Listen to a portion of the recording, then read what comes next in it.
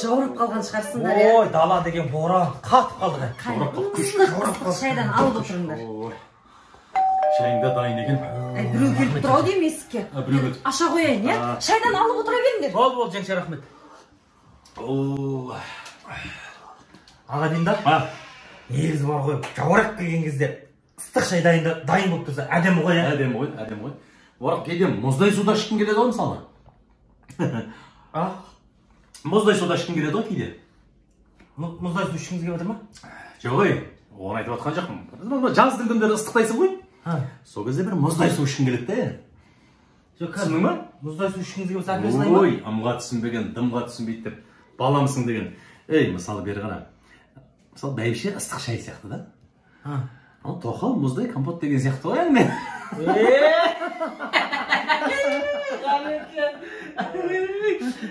Бар ба, я? Бар.